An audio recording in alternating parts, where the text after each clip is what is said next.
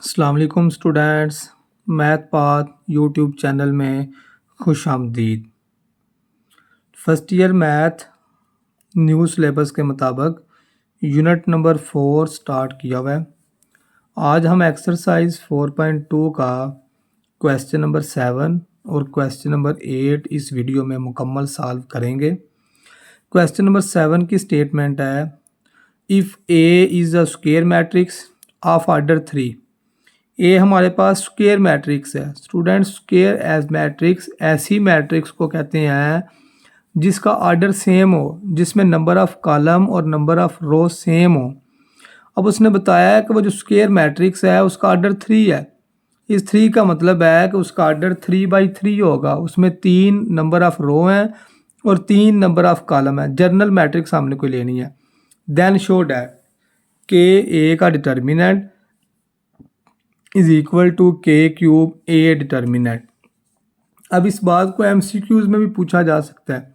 ये सारी statement question की गिवन होगी और के A determinant is equal to, ये इसके करेक्ट आंसर में लिखा जाएगा, के क्यूब ए का डिटर्मिनेंट। जितना ऑर्डर है ना ए का उतना बार के की पावर आएगा।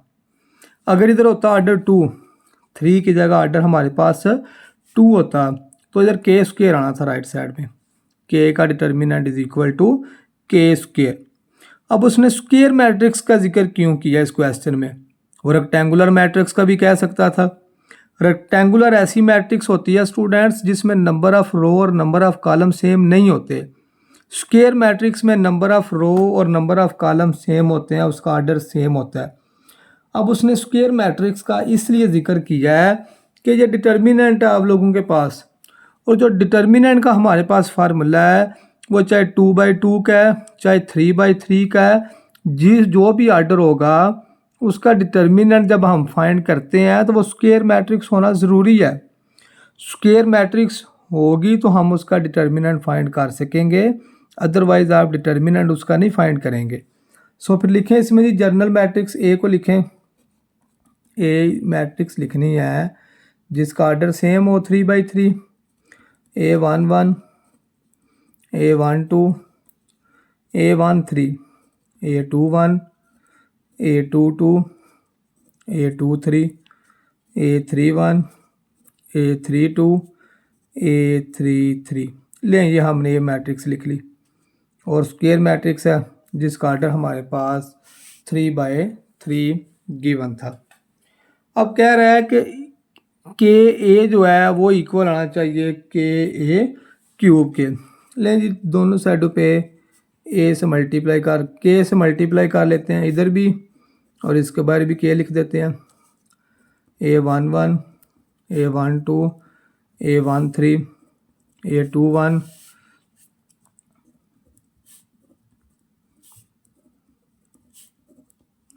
ए के साथ हमें के चाहिए था, हमने के से मल्टीप्लाई कर दिया। ले जी लेफ्ट साइड तो एज इट आ जाएगी। अब राइट साइड में जो के बाहर लिखा हुआ है वो सब रो या सब कॉलम से मल्टीप्लाई हो जाएगा, मतलब कि सारे एलिमेंट्स से मल्टीप्लाई होगा।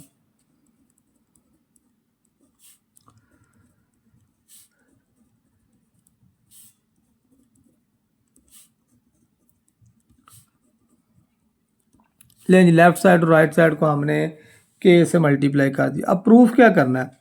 प्रूफ हमें ये करना है कि जो के ए का डिटर्मिनेंट है ये प्रूफ करेंगे, वो इक्वल आना चाहिए के क्यूब डिटर्मिनेंट ए। लेफ्ट साइड को यूज़ करते हैं, राइट साइड हमारा आंसर आ जाएगा। लेफ्ट साइड क्या है जी? लेफ्ट साइड को यूज़ करें जी, जो प्रूफ करना है उसकी लेफ्ट साइड को यूज़ करेंगे। लेफ्ट हैंड साइड है जी के ए का डिटर्मिनेंट। तो के की वैल्यू डिटर्मिनेंट में पुट कर लें। ये ऊपर हमने के ई की तो वैल्यू फाइंड की है, ये वाली डिटर्मिनेंट में लगाएं जी। KA11, KA12, KA13, A21, KA22, KA23 और लास्ट कॉलम रो आएगी A31। ये हमने लिख लिया। अब जो राइट साइड हमें चाहिए वो के क्यूब डिटर्मिनेंट ए है। डिटर्मिनेंट राइट साइड पे चाहिए, डिटर्मिनेंट को सॉल्व नहीं करेंगे तो इसमें से कॉमन निकालें जी। देखें R1 में से भी K कॉमन है, R2 में से भी K कॉमन है और R3 में से भी K कॉमन है। लिखते हैं taking K common from R1, R2 and R3। तीनों रो में से K को कॉमन लिख लेते हैं। अब K1 में से भी R1 में से भी K कॉमन, R2 में से भी K कॉमन, R3 का भी K कॉमन, तो इनसाइड आएगा A11, A12, A13, A21, A22, A23, A31, A32 और A33 आएगा। अब बाहर 3 दफ़ा K आ रहा है मल्टीप्लिकेशन में, तो ये K क्यूब आ जाएगा और ये डिटर्मिनेंट में जो वैल्यू आ रही है ये A11, A12, ये तो सारा A के इक्वल है और साथ इसका डिटर्मिनेंट भी आ जाएगा क्योंकि A1, A12, A13 के साथ भी डिटर्मिनेंट है। तो ये हमारी राइट साइड प्रूफ हो गई है। यही हमें राइट साइड पे चाहिए था। लेफ़्ट साइड थी K A का डिटर्मिनेंट और राइट साइड में हमने प्रूफ करना था K क्यूब A का डिटर्मिनेंट। नेक्स्ट जी इसी एक्सरसाइज का क्वेश्चन नंबर जो 8 है उसको सॉल्व करते हैं। क्वेश्चन नंबर 8 इंपॉर्टेंट है जी शॉर्ट क्वेश्चन के लिए। शॉर्ट क्वेश्चन के लिए ये इंपॉर्टेंट है जी। क्या स्टेटमेंट है क्वेश्चन की? Find value of lambda if A and B are singular. लेकिन इसमें सबसे पहले सिंगुलर की डेफिनेशन सुन लें। कोई मैट्रिक्स सिंगुलर कब होती है? सिंगुलर मैट्रिक्स कोई चीज़ सिंगुलर तब होती है जब उसका डिटर्मिनेंट ज़ीरो आए। If A is singular. अब उसने हमें क्वेश्चन में बताया हुआ है कि ए सिंगुलर है। सिंगुलर मैट्रिक्स में अगर हमारे पास ए सिंगुलर है तो उसका मैथमेटिकल ये मीनिंग है कि ए का जो डिटर्मिनेंट है वो ज़ीरो के इक्वल है। देखें क्वेश्चन में उसने बोला है फाइंड लैम्डा। लैम्डा की वैल्यू हमने फाइंड करनी है if A and B are singular. B वाला सेकंड पार्ट है वो इसके बाद करते हैं, अभी फ़िलहाल ए पे तवज्जो करें। ए सिंगुलर है जी, तो बताया है सिंगुलर ऐसी मैट्रिक्स को कहते हैं जिसका डिटर्मिनेंट ज़ीरो के इक्वल आए। अब इसने हमें खुद बताया है कि ये सिंगुलर है। जब वो खुद बता रहा है कि ए सिंगुलर है तो इसका मतलब है ए का डिटर्मिनेंट फिर ज़ीरो के इक्वल उसने हमें दिया हुआ है।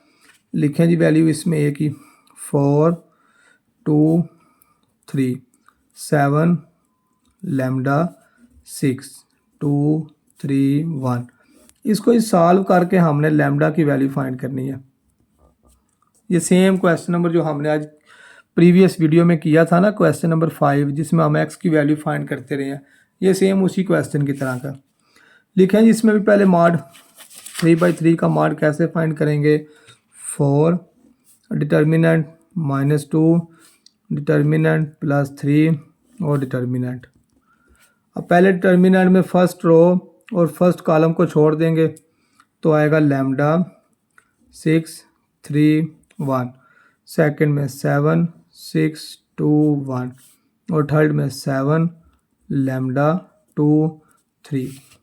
करें जिसका डिटर्मिनेंट 2/2 का वैल्यू 8, 4 क्रॉस मल्टीप्लाई दरमियान में -2 7 -12 +3 21 -2 लैम्डा 4 लैम्डा। लैम्डा को हमने 4 से मल्टीप्लाई किया है तो 4 लैम्डा आ गया। अब इसमें 4 को जब -18 से मल्टीप्लाई करेंगे 4 18 10 72 आएगा। 7 में से 12 माइनस करें -5 और -2 से मल्टीप्लाई करेंगे तो +10 आ जाएगा। 21 को 3 से मल्टीप्लाई कर लें, 3 1 दा 3, 3 2 दा 6, 63 आएगा। और 3 को 2 लैम्डा से मल्टीप्लाई कर लें -6 लैम्डा। अब इसमें लैम्डा वाली वैल्यू को सॉल्व कर लें पहले। 4 लैम्डा और -6 लैम्डा, आंसर आएगा -2 लैम्डा। और जो कांस्टेंट आ रहे हैं इनको प्लस माइनस करें, 63 + 10 73 और -72 +1 आ जाएगा जिसका। तो ये 1 प्लस का राइट साइड पे लेके जाएं, इसे माइनस का हो जाएगा, तो 2 इधर मल्टीप्लाई हो रहा है, दूसरी साइड पे जाकर डिवाइड, माइनस माइनस से कट जाएगा, लैम्डा की वैल्यू हमारे पास 1/2 आ गया। इम्पॉर्टेंट था ये शॉर्ट क्वेश्चन के लिए। अब चलते हैं जी क्वेश्चन नंबर 8 का, जो बी वाला पार्ट है। बी वाले में भी स्टूडेंट्स ने बोला हुआ है कि लैम्डा की वैल्यू फाइंड करें और बी सिंगुलर है, तो बताया है जो सिंगुलर मैट्रिक्स होती है उसका डिटर्मिनेंट 0 की इक्वल हमें गिवन है। ये बात गिवन है क्योंकि उसने खुद लिखा है बी सिंगुलर है, तो मतलब कि बी का जो डिटर्मिनेंट है वो 0 के इक्वल आएगा। बी की वैल्यू इस डिटर्मिनेंट में पुट कर लें,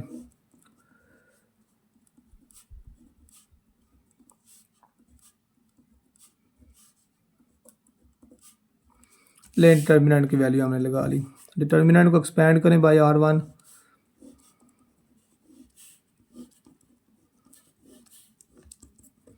इस डिटर्मिनेंट में आएगा -2 1 लैम्डा 0, इस डिटर्मिनेंट में 1 1 2 0 और इसमें आएगा 1 -2 2 लैम्डा।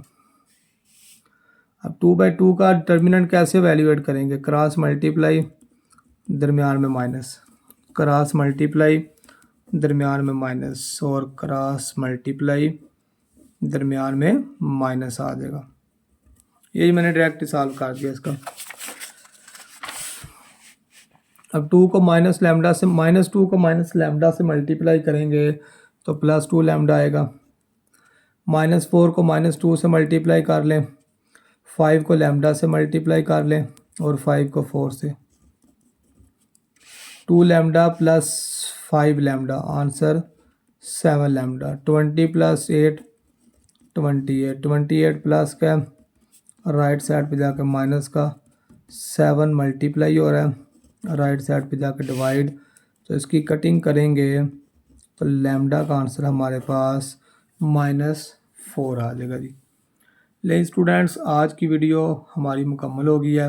आज के लेक्चर में हमने क्वेश्चन नंबर 7 और क्वेश्चन नंबर 8 को मुकम्मल सॉल्व किया है। वीडियो पसंद आई है तो चैनल को लाइक और सब्सक्राइब ज़रूर कीजिएगा स्टूडेंट्स। अल्लाह हाफिज़।